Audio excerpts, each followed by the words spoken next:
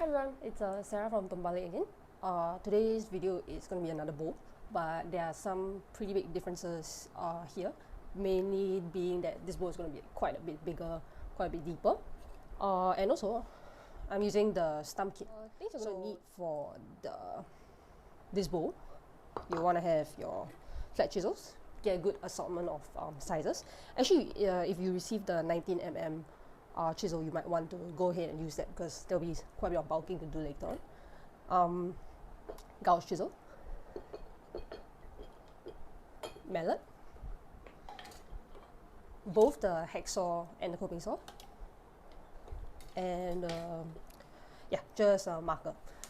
So yeah, let's get started. The blank that we have here is walnut, and it's pretty huge. It's actually like almost 140 by 140, and thickness wise like over 50. So there's going to be a lot more waste material removed, and that's why I'm going to be exploring a few more methods in this video. As usual, I lay down the rim after having marked out the crosshair. Get like the roundest thing you have, or compass would be really helpful. And then yeah, might not be so visible on camera, but I can see the line. I do 2 circles, one for the outer diameter and then one to mark out the thickness of the rim. As I mentioned, we're going to be using 2 methods or exploring 2 methods of how to clear the waste out in here, and we'll start off with the mortising method. So what I mean by the mortising method is really I'm going to be applying how I clear waste material out of mortise to this method. Works really quickly because you just have to kind of disrupt the fibers and then bevel down, just clear it out of the way. So the only thing that you need to watch out for the mortise method, which is kind of the essence of what we do when we cut a mortise and tenon, is that we don't want material tearing out beyond that rim. So be sure to put your stop cuts down, so that even if I were to start at this point, I just start chunking out material, it's going to end over there.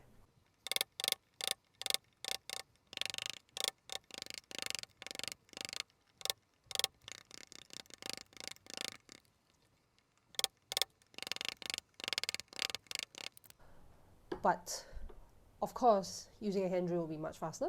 I am introducing this method because not everyone might have a hand drill at home. Given that we have about 50 plus in depth, I want to hit at least between 35 to 40 at the lowest point. So on a drill, this bit that I have is probably only like 9 at most, 9 mm at most. If you've got one of those like monstrous bits that are like 16 at home, that would help a lot because you can just do like 3 holes over here. But in this case, I'm going to do a couple, see how much I can get away with. And what I've done here is to tape the height, the depth that I want to drill to, and I've taped it at 35. I don't want to go any deeper in that. Also, you want to note that because there's going to be a upward slope on your bowl, so you don't want to drill to the deepest point too close to the rim. Yeah. As you can see, the hand drill removes material so fast. The one danger is really you don't want to end up over drilling and then later on having a lot of these pit holes in your final product. So once you've got these going, right, you kind of already disrupted all the fibers in there, and all I can do is grab my biggest chisel and just lever out these chunks.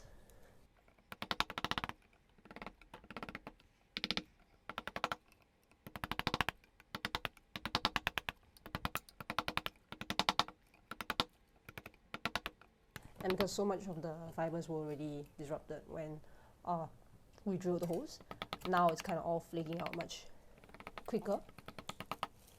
And I could actually bring it all the way down to depth just by doing that. If I drill even more holes, actually, it might be even easier. So you can go crazy with the holes, just be careful not to go beyond the depth. Yeah, so you can try out either of these methods. See, there's no real manner in which I have to, no real direction in which I have to chisel particularly. I'm just kind of like whacking the material out And I'm also using the chisel bevel down. This is to make it a bit easier for you to move through the material, just because when the bevel's up, you create more of a wedge effect, and this can produce more cracking. Also, you just have to melt it a lot harder. I'm going to show you some of a close-up of some of the techniques that I use to clear the material. You see I'm using the stump bench itself on the other side now, because it's actually got this cut in here which works very nicely as a built-in stop block.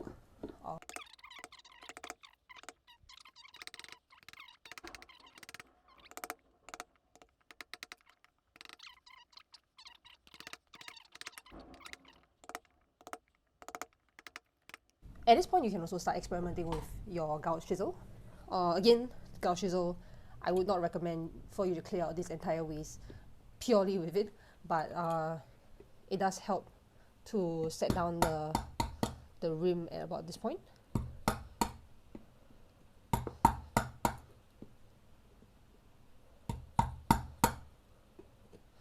And if you want to, you can go ahead, try and like break out some of the material in there. But you just notice that the size of the chunks that we can bulk out with the gouge chisel is just nothing compared to a 15mm flat chisel.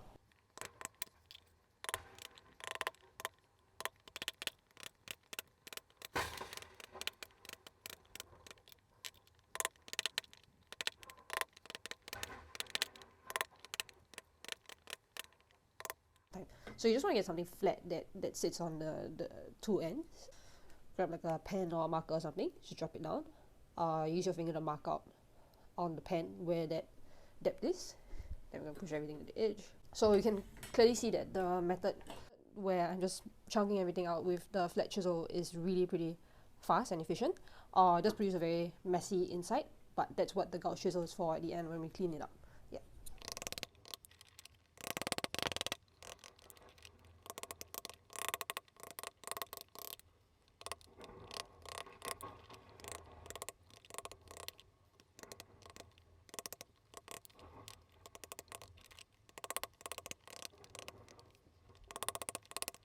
What I usually do if I want to make a steep cut is that I'll turn it kind of bevel up, then tap inwards first.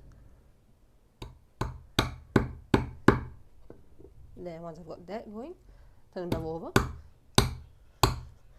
It gives me like bigger chunks because I've kind of set a flat reference wall with my flat-ish reference wall with the chisel, which I can then sit my bevel in when I hold it bevel down, and then the peel that I'll get is going to be bigger as well. Once you have a depth that you're quite happy with, right? Like, I mean, this is quite a bit. Then we can start cleaning up, and that's when I'll start using the gouge chisel. So gouge chisel, as I've used it in the rest of my carving videos, I just kind of start from the rim, then I bring it all the way, try and meet in the center. Because the walls are rather steep, you will notice that sometimes it might be hard to get a purchase using the gouge chisel.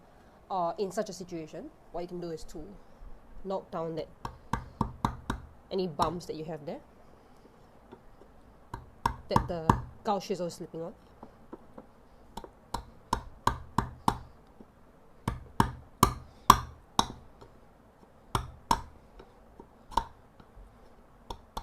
And with that, for that I'm using a flat chisel. I would alternate between my flat chisel and my gouge chisel depending on which situation I'm in. For this particular bowl, I am not going to try and get the same look as the past few. I might actually try and get something that's smoother without that clear gouge channels inside there.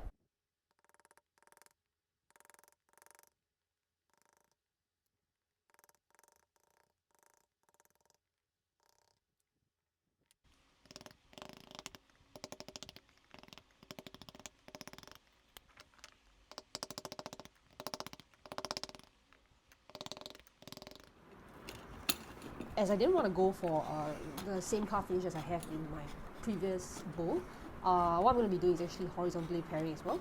So you'll see that I start making cuts that go round the bowl rather than towards the center.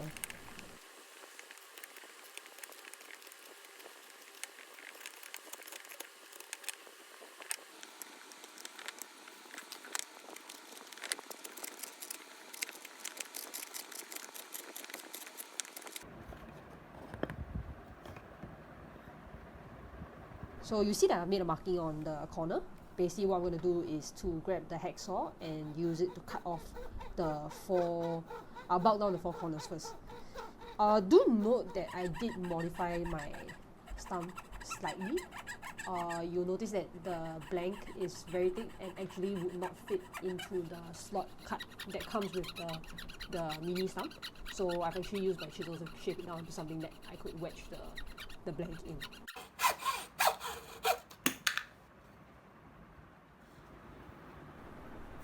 After bulking down the corners, you can actually get started on removing the smaller corners. So basically try and make this shape rounder and rounder.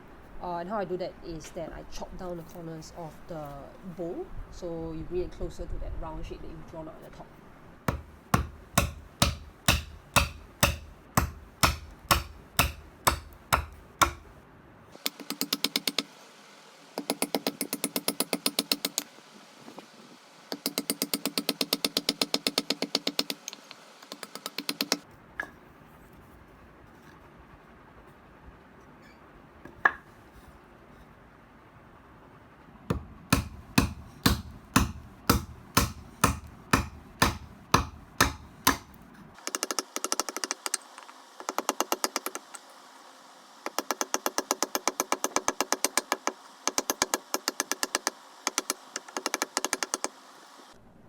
And subsequently, we want to get started on the curve of the bottom.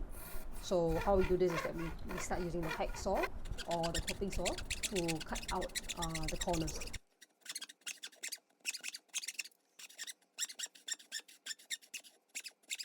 As you can see, what I'm doing is I'm taking small slices out of the base and then rotating it around. I've used both the hacksaw and chopping saw.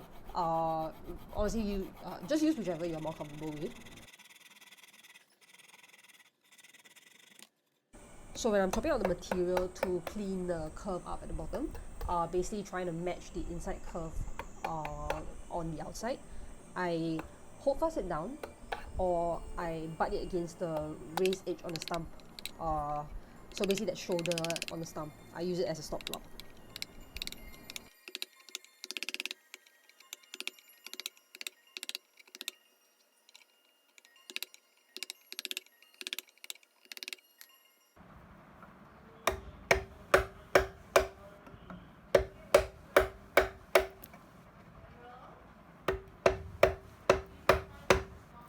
You'll see that the holdfast does a pretty good job of securing it in place while I mallet the chisel.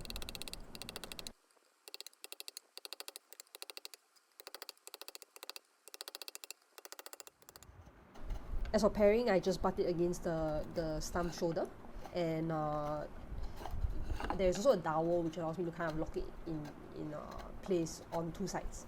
So this allows me a very comfortable position to pair it down to shape.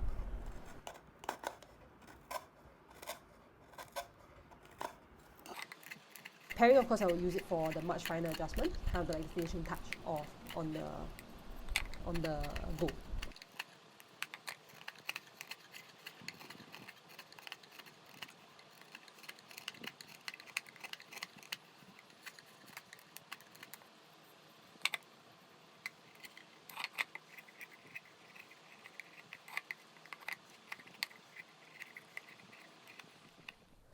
So here's the completed bowl. See, I've cleaned up the insides quite a bit, the outsides as well. Still has that flat base going, so it's going to sit fine. And I did a bit of rounding on the rims as well, which you can do with sandpaper, though I use a flat chisel just to go along the edge. And yeah, just going to go ahead and oil it off. I'm going to use both mineral oil and beeswax, because why not? Start with the mineral oil.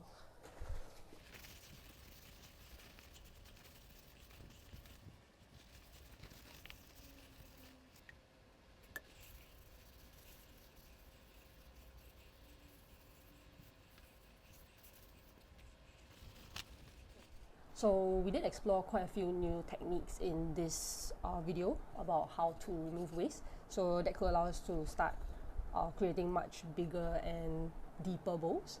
Also, the stump kit has actually shown to be very, very useful for carving, especially because I find that there's lots of spots that I can anchor my workpiece on while I'm working on it. Also, it seems to function as a huge bench pack, so I no longer have to attach the bench pack to it in order to get it working. And yeah, so thank you very much for watching. If you enjoyed it, please do like and subscribe, and see you in the next video.